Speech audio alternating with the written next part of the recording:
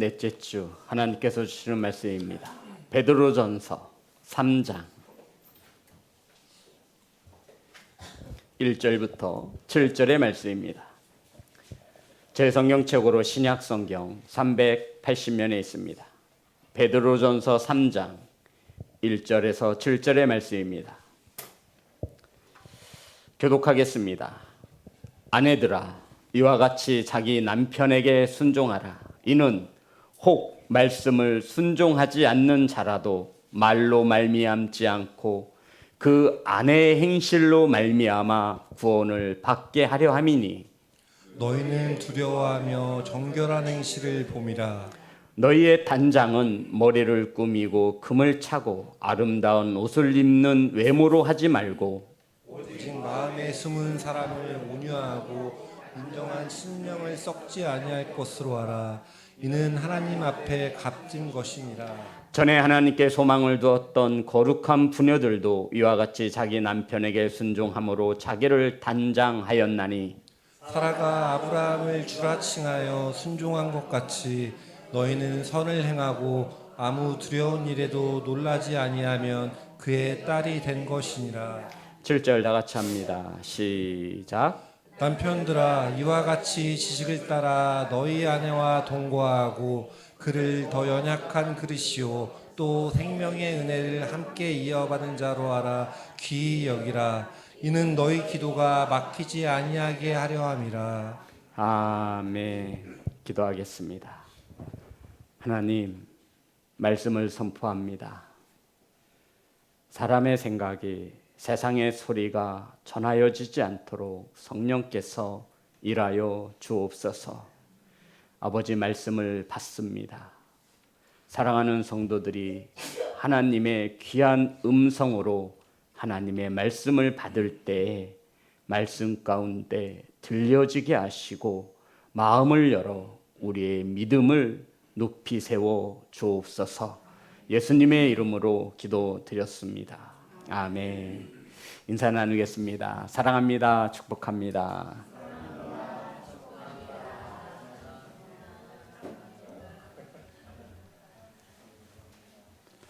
사랑하고 축복합니다.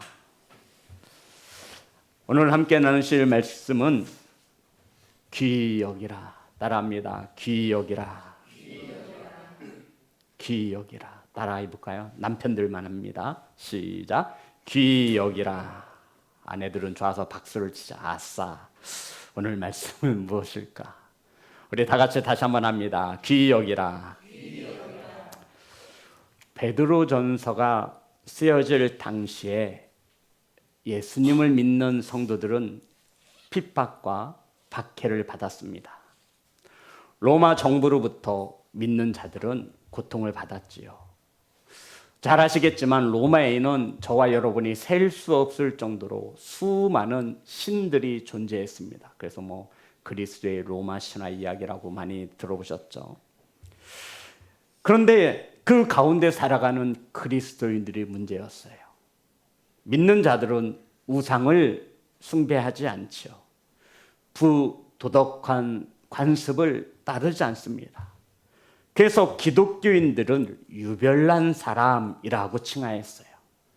예수님을 믿는 자들을 반사회적 집단이라 손가락질하며 믿는 자들을 고통스럽게 하였다라는 것입니다. 이렇게 차별을 당하고 박해를 받고 살아가는 성도들에게 베드로가 편지를 쓴 거예요. 서신이에요. 당시의 아내들은 남편의 종교를 따르는 것이 일반적인 관습이었습니다. 남편이 제우스 신을 믿으면 아내도 당연히 그 가정이, 그 자녀들이 모두 다 이 제우스 신을 섬기게 되어 있었어요. 그런데 복음이 들어감으로 많은 여자들이, 아내들이 예수님을 믿게 된 거예요. 그러면서 가정에서 많은 갈등이 일어나기 시작했습니다. 그래서 이 베드로가 주님의 말씀에 가르친 대로 이 행복한 가정, 건강한 가정, 가정의 질서를 지키기 위하여 고난 가운데 힘겹게 믿음을 지키고 살아가는 아내와 남편들에게 오늘 본문을 기록하고 있는 것입니다. 오늘 본문은 7절로 기록되어져 있어요. 맞아요? 1절부터 7절까지입니다. 그런데 1절부터 6절, 6절은 아내에게 하시는 말씀이에요. 그리고 오직 달랑 한 절만 남편에게 주시는 말씀이죠. 성도 여러분, 무엇을 의미할까요? 왜 아내에게 주님께서는 더 많은 6배나 많은 6절을 하려 하시고 남편에는 고작 한 절만을 주셨을까요? 최준천 집사님, 왜 그렇다고 생각하세요? 안강원장님, 왜 그렇다고 생각하세요? 왜 주님께서는 아내에게는 6절이나 되는 많은 말씀을 주시고 남편에게는 한 절만 주셨을까요? 수빈아,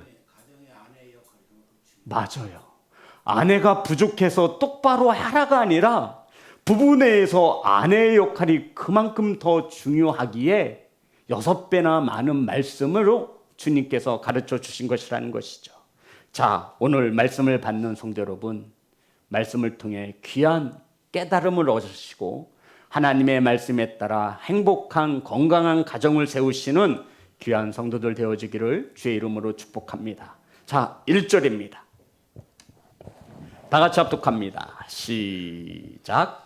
아내들아 이와 같이 자기 남편에게 순종하라. 이는 혹 말씀을 순종하지 않는 자라도 말로 말미암지 않고 그 아내의 행실로 말미암아 구원을 받게 하려 함이니. 이 사도 베드로는 명령형으로 아내들에게 먼저 가르칩니다. 아내들아, 남편에게 순종하라. 근데 뭐와 같이? 어떻게 순종하라는 거예요? 이와 같이 따라합니다. 이와 같이. 이와 같이가 중요한 거예요. 목사님, 저 나름 집에서 순종해요. 목사님, 저 모르서 잘 모르시나 본데 저 집에서 남편에게 순종합니다. 그래도 집사고 믿는 자인데 아무리 남편이 꼴보기 싫고 아무리 남편이 못나 보여도 그래도 전 말씀에 따라 순종하려고 합니다. 근데 성경은 우리에게 가르쳐 주시는 거예요. 아내들아, 이와 같이 남의 남편이 아니라 자기 남편에게 순종하라. 성도 여러분, 자기 남편에게 순종하시는 아내가 되시기를 주의 이름으로 축복합니다. 중요한 것은 이와 같이가 무슨 뜻이냐 이거예요. 주님께서는 아내들에게 이와 같이 남편에게 순종하라 하셨는데 이와 같이가 도대체 어떤 의미냐 이것이죠. 이것은 베드로 1장과 2장에 걸쳐서 말씀하신 것을 말해요. 이 베드로전서 1장과 2장에서는 이렇게 말하고 있어요. 예수 그리스도가 우리를 구원하기 위하여 십자가에 죽으셨다. 예수님께서 하나님의 말씀에 순종하여 죽기까지 순종하셨다. 왜? 하나님의 뜻을 이루시기 위함이다라고 말씀하고 있는 거예요. 주님께서 십자가에 죽으신 것 같이 우리들 아내들에게 너희들도 이와 같이 뭐 하라는 거예요? 순종하라. 이것이 누구의 뜻이니? 하나님의 뜻이니. 하나님의 질서에 가정의 질서를 세웠으니 너희들도 이와 같이 죽기 싫어도 주님이 십자가에 죽으셨잖아요. 하나님의 뜻을 이루시기 위해서. 그래서 이 아내들에게 말하고 있는 거예요. 너희들도 주님이 순종한 것처럼 하나님의 뜻인 줄 믿고 아내들은 남편에게 뭐하라? 순종하라라고 말씀하고 있는 것입니다. 쉽게 말씀드려서 비록 불신 남편들과 살지라도 남편을 존중히 여기며 섬기며 살라라고 주님은 우리에게 가르치고 있는 것입니다. 왜냐하면 예수님께서 죽기까지 하나님의 뜻을 이루시기 위하여 순종하였으니 믿는 아내들아 너희들도 이와 같이 남편에게 순종할 것을 가르치고 있는 것입니다.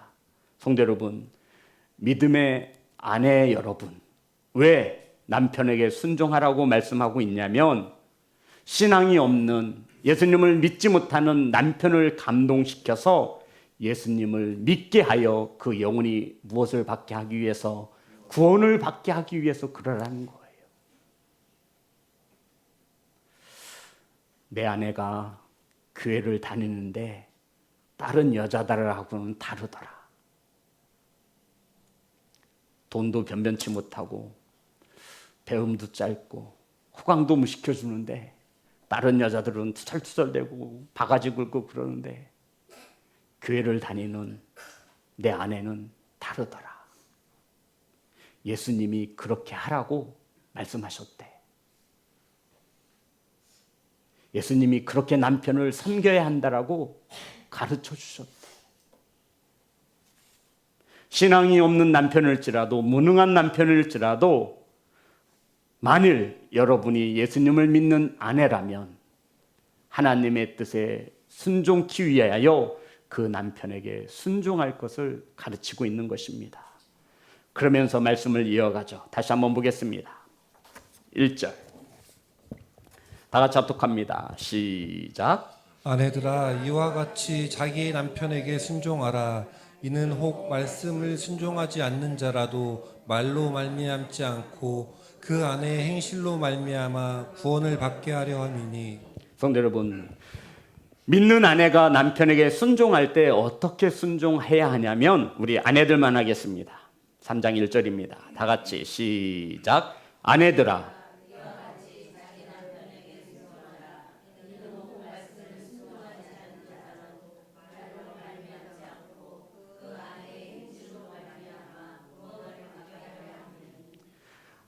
아내가 남편에게 순종하는 목적은 단 하나입니다. 남편을 구원하게 하기 위해. 근데 어떻게 순종하래요? 예, 행실로 앞에 뭐가 있어? 네, 말로 말미암지 않고. 성경 원어의 성경책을 보면 말이 아니라 말 없이란 뜻이에요. 어렵죠. 아내들에게 말을 하지 말래. 그리고는 순종하는 것을 무엇으로 나타내라고요? 행함으로 나타내래. 우리 아내들이 말을 못한다고 생각해 보세요. 세상에.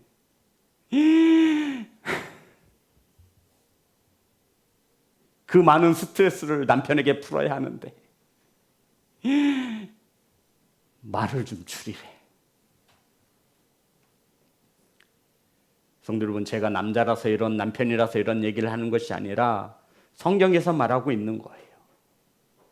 말없이 아내의 행실을 통하여 남편을 구원받게 하라는 것이죠. 이 말인즉슨 성도 여러분, 남편인 배우자들이 가장 아내들에게 원하는 것이 무엇이라는 거예요? 말 없는 행함이라는 거예요. 아내 여러분, 어려워요? 쉬워요? 어려워요. 어려워. 내가 볼 때 어려울 거예요.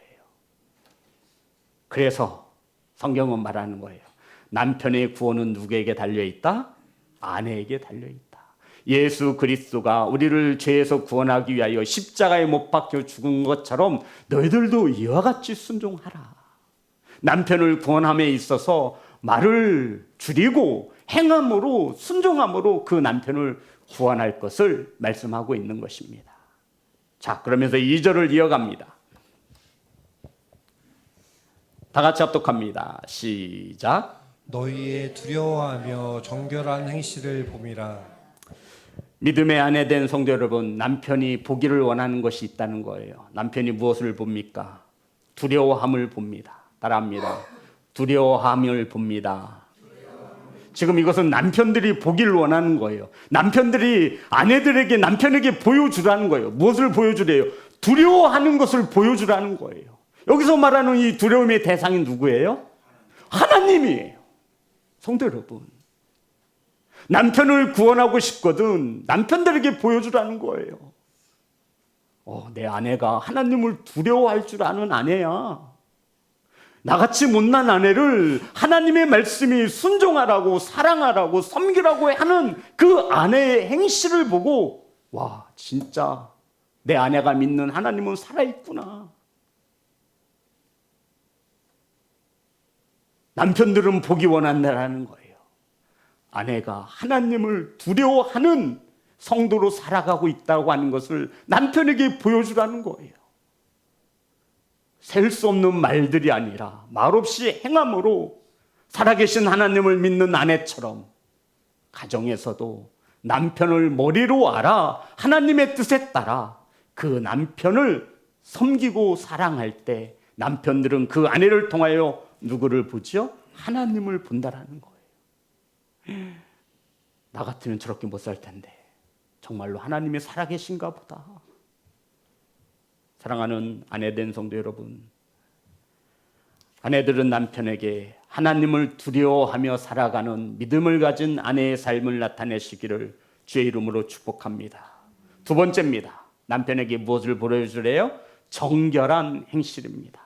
성도 여러분, 신앙을 가진 믿음을 가진 아내들은 정결한 행실을 남편에게 보여주라는 거예요. 이게 무슨 말이냐면 당시 로마는 성적으로 굉장히 타락한 세대였습니다. 막 하루하루 남편과 남자가 바뀌어 막 아내들을 바꿔. 이러한 세대 속에서 예수 그리스도를 믿는 아내들은 남편에게 정결한 행실, 구별된 삶, 거룩한 삶을 통하여 남편에게 보여주라고 말씀하고 있는 거예요. 남편을 뭐하기 위해서? 구원하기 위해서. 중요한 것은 이 남편을 구원하는 일이 아내에게 위탁되어졌음을 성경은 가르쳐주고 있는 것입니다. 믿음의 아내 성도 여러분, 남편에게 하나님을 두려워하며 살아가는 모습과 정결한 행실을 통하여 남편에게 감동을 주시기를 주의 이름으로 축복합니다. 그리고는 믿는 아내들에게 단장하라고 말합니다. 3절과 4절입니다. 다 같이 합독합니다. 시작. 너희의 단장은 머리를 꾸미고 금을 차고 아름다운 옷을 입는 외모로 하지 말고 사람을 온유하고 완정한 심령이 썩지 아니할 것으로 하라.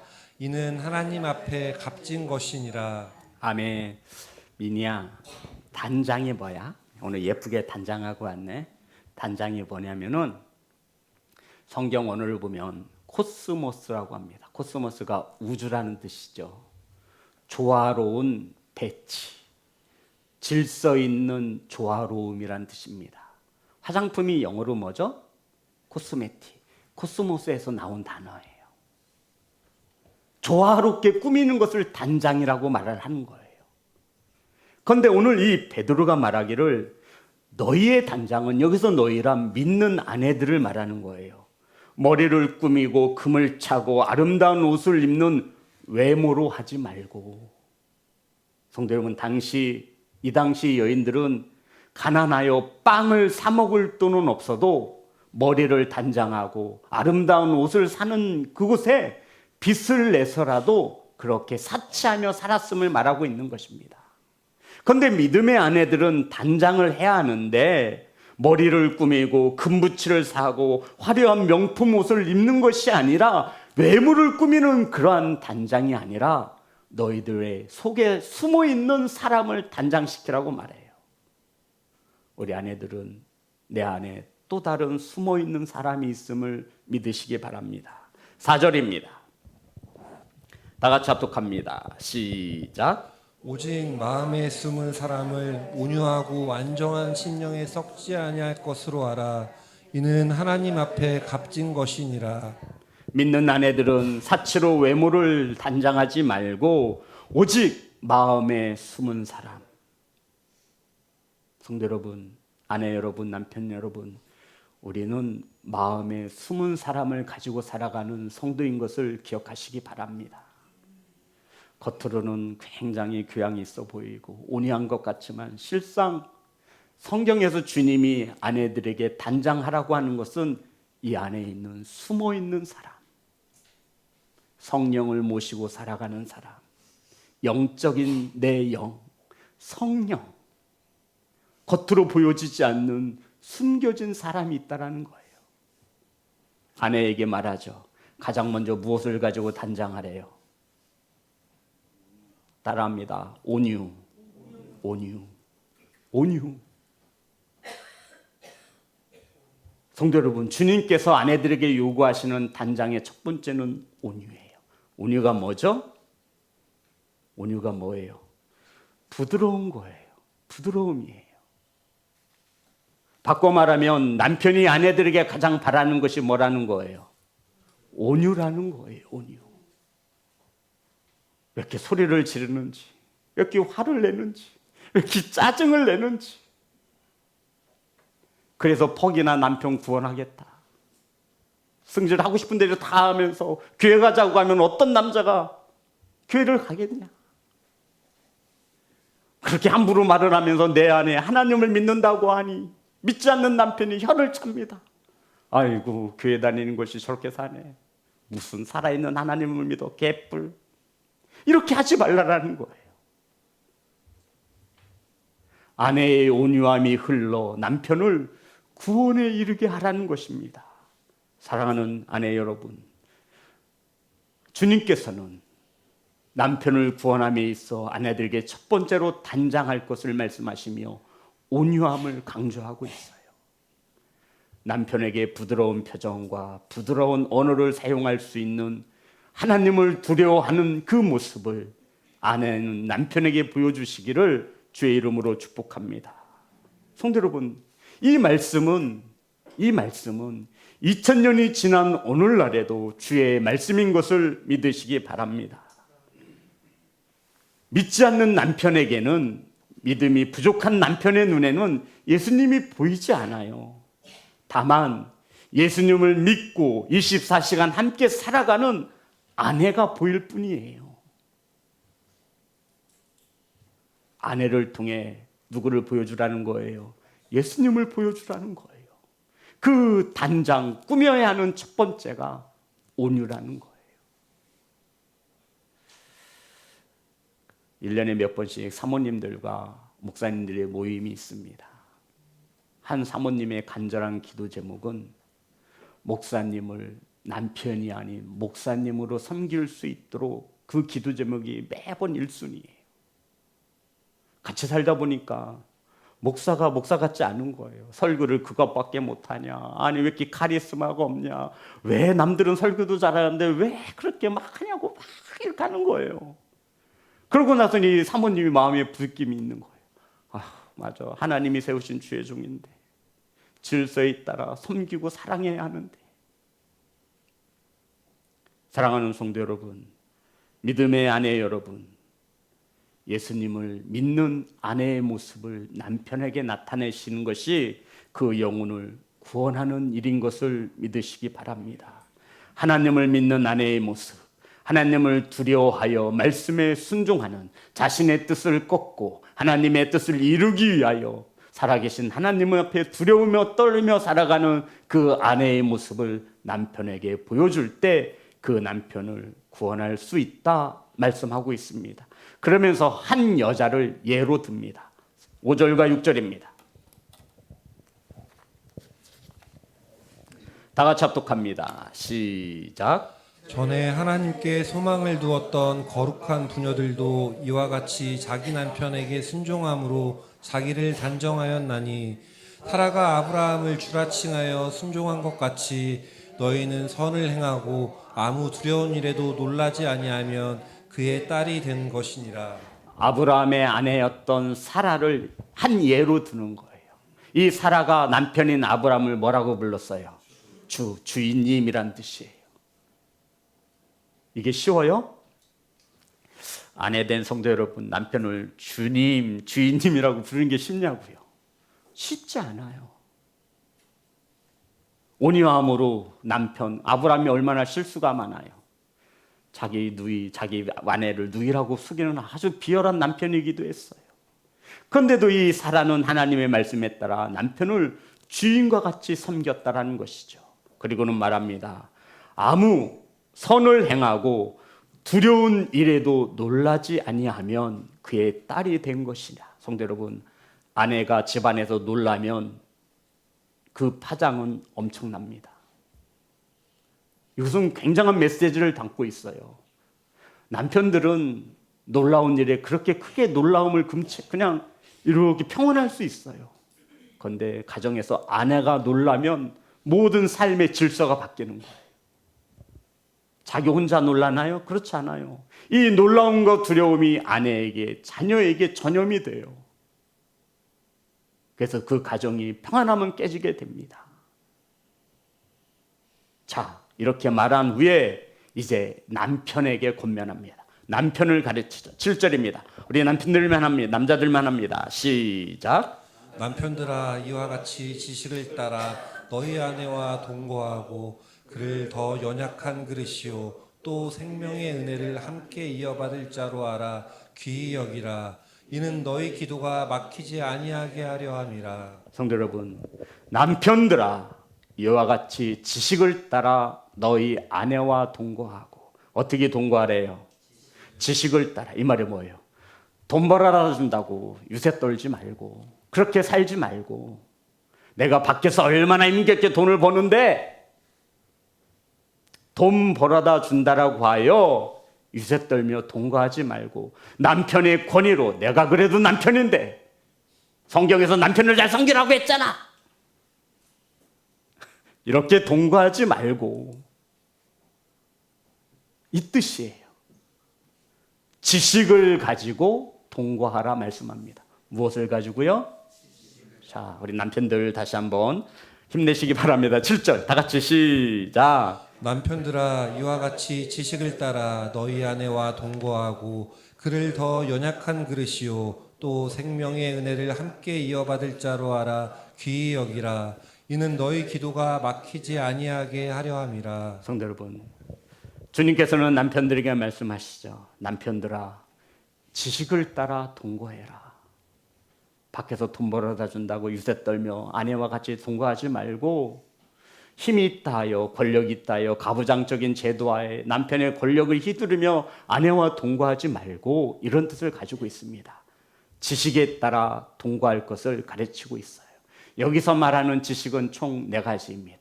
남편들은 이 4가지를 가지고 아내를 사랑하며 동거하며 살면 됩니다. 첫 번째가 아내와 동거하라는 지식입니다. 뭐예요? 아내 혼자 살도록 내버려 두지 말라는 얘기예요. 그래서 남편과 아내는 같은 곳에 머무르며 살아야 합니다. 아내와 동거하라는 것은 같은 곳에 머무르라는 얘기예요. 육체뿐만 아니라 몸과 마음이 같아야 한다는 거예요. 내 마음을 왜 이렇게 모르냐며 이러한 말들을 듣는 많은 남편들이 있습니다. 이것은 아내와 동거하는 것이 아니에요.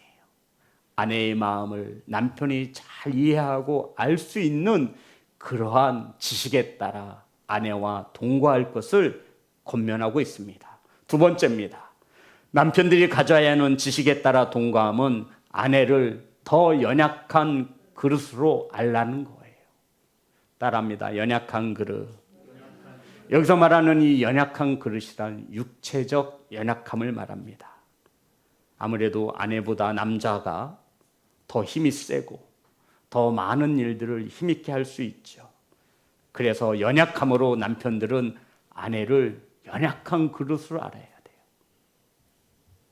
성도 여러분, 힘들 일들은 남편이 많이들 하지요. 근데 저희 가정은 좀 달라요. 저보다 사모가 더 힘이 세고 제가 약해가지고 막 사모가 쌀도 들어요. 저는 허리 아프다고 들지 말라고 해요. 이렇게 섬겨주셔서 감사합니다. 연약한 그릇이라 깨지기 쉬우니 남편은 그것을 충분히 이해하라는 거예요. 그리고 세 번째입니다. 남편들이 가져야 하는 지식이 뭐죠? 생명의 은혜를 유업으로 함께 받을 자로 알라라는 거예요. 성도 여러분, 아내를 귀히 여기라. 따라합니다. 귀히 여기라. 이 귀히 여기라, 이 말뜻은 이런 뜻을 가지고 있어요. 여기서 말하는 귀히 여기란 존경심을 나타내라 라는 뜻이에요. 누구에게? 아내에게. 더 깊숙이 내려가면 아내에게 무릎을 꿇어라 라는 이야기예요.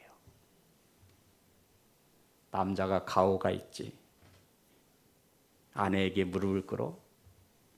예전엔 그랬단 말이에요. 근데 성경은 그렇게 말하지 않아요. 남편들은 아내를 귀히 여겨야 돼요. 내 생명처럼 귀하게 여기는 것을 말해요.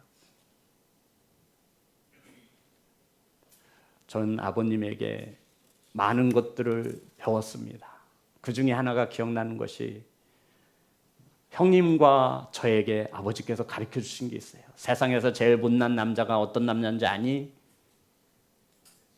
여자를 이기는 남자가 세상에서 가장 못난 남자다.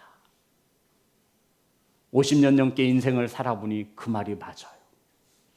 아니, 남자가 힘으로 여자 못 이기겠어요? 근데 그게 아니에요. 연약한 그릇을 알아 귀히 여기는 거예요. 비록 아내의 말이 틀렸, 그래 당신 말이 맞아. 꾸덕꾸덕해서 따져서 이기려고 해. 그럼 아내에게 뭐가 남아요? 상처가 돼요. 그럼 그 상처가 어디로 와요? 결국 잘들 하시네. 어떻게 그렇게 잘들 하시지? 그게 또 가정으로 와요. 마귀는 뒤에서 박수치죠. 그래, 그렇게 싸우면서 사는 거야. 아니에요. 주님은 아내를 내 생명처럼 무릎을 꿇을 정도로 존경심을 나타내라는 거예요.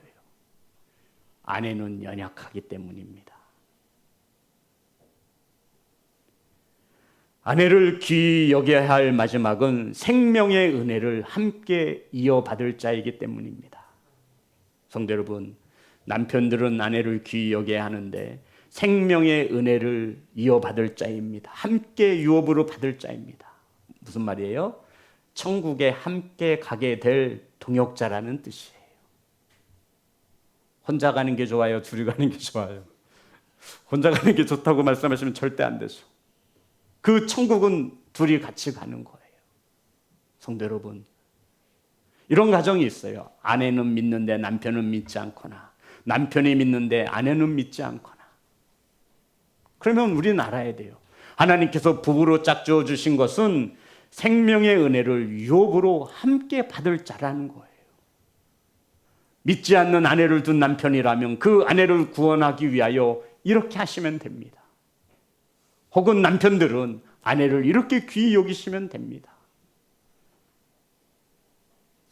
당시 로마에선 이런 말이 있었어요.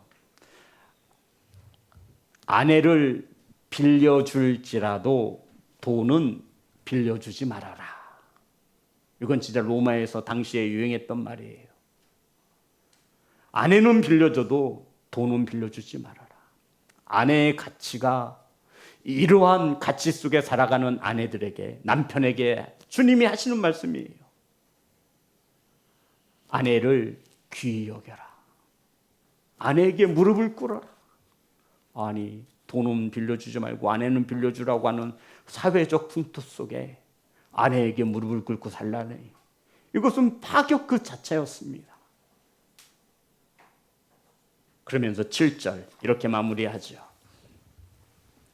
다 같이 합독합니다. 시작. 남편들아, 이와 같이 지식을 따라 너희 아내와 동거하고 그를 더 연약한 그릇이요 또 생명의 은혜를 함께 이어받을 자로 알아 귀히 여기라. 이는 너희 기도가 막히지 아니하게 하려 함이라. 아멘. 성도 여러분, 이 베드로가 가장 하고 싶었던 결론을 딱 하고 있어요. 왜 그렇게 아내를 귀히 여겨야 된대요? 너희 기도가 막히지 아니하게 하기 위함입니다. 혹시 오늘 집에서 부부싸움 하시고 주일의 날 예배하시는 부부가 있습니까? 은혜가 되시던가요? 막 집에서 너 죽자 나 죽자 하고 싸웠어. 근데 주일이야. 안 갈 수는 없으니까 왔어. 목사가 여기서 설교하고 찬양하는데, 기도하는데 기도가 되고 은혜가 되더냐고요? 안 돼요. 안 돼요, 성도 여러분. 그래서 남편과 아내가 화목함으로 사랑 속에 잘 섬기고 사랑하며 살아야 하는 가장 중요한 이유는 예배에 하나님을 영화롭게 하기 위함이라는 거예요. 아니, 집에서 가정에서 그렇게 대판 싸우고 나왔는데 무슨 예배가 되겠어요? 은혜가 되겠어요? 기도가 되겠어?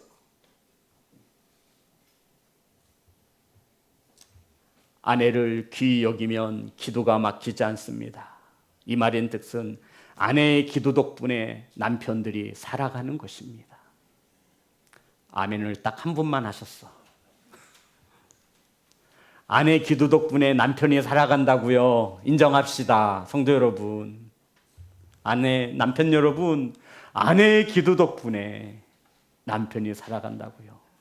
목사님 모르는 소리 하고 있네. 남편의 기도 덕분에 아내가 살아가지요. 예, 맞습니다. 성도 여러분, 믿음의 아내 여러분, 아내들은 남편에게 순종합니다. 온유한 행실로 남편을 죽게 하듯 주로 섬기듯 하여 남편을 온전한 구원에 이르게 하시기를 주의 이름으로 축복합니다. 남편들은 아내를 함부로 대하지 않습니다. 무릎을 꿇을 정도도 남편은 아내에게 바짝 엎드립니다. 이것이 성경에서 말하는 귀히 여기는 것입니다. 왜냐하면 생명의 유업, 천국을 함께 가야 할 동역자이기 때문에 그렇습니다. 사랑하는 아내와 남편 된 성도 여러분, 몸과 마음으로 아내를 귀히 여기심을 나타내시는 남편들이 되시기를 주의 이름으로 축복합니다. 이런 부부가 가정에서 한마음 한뜻으로 주님을 섬기며 살아가는 모습을 자녀들이 보는 거예요. 야, 우리 엄마 아빠는 참 교회 다니면서 저렇게 행복하게 알콩달콩 사는구나. 나도 나중에 신앙 안에서 남자를 만나고 신앙 안에서 부인을 여자를 만나서 결혼해서 가정을 이뤄야지. 아시죠? 이렇지 않은 가정에서 자란 자녀들은 남편이나 아내를 볼 때 신앙을 따지지 않아요. 결국 부모인 저와 여러분이 자녀들 앞에서 믿는 가정의 부부로 살아내지 못했기 때문이에요. 남편만 구원에 이르게 하는 것이 아니라 자녀들까지도 엄마의 신앙으로 구원의 길에 이르게 하기 위함이에요. 그래서 아내에게는 6절을, 남편에게는 달랑 1절을 주신 거예요. 누가 더 중요하기 때문에 아내가 못나서가 아니에요. 허물이 많아서가 아니에요. 가정에서 부부의 입장에서 아내의 역할이 그만큼 크므로 아내에게 6배나 더 많은 말씀을 주시며 가르치고 있는 것입니다. 사랑하는 성도 여러분, 서로 섬기며 사랑하는, 예수님을 믿는 그러한 가정으로 세우시는 지혜로운 부부가 되시기를 예수님의 이름으로 축복합니다.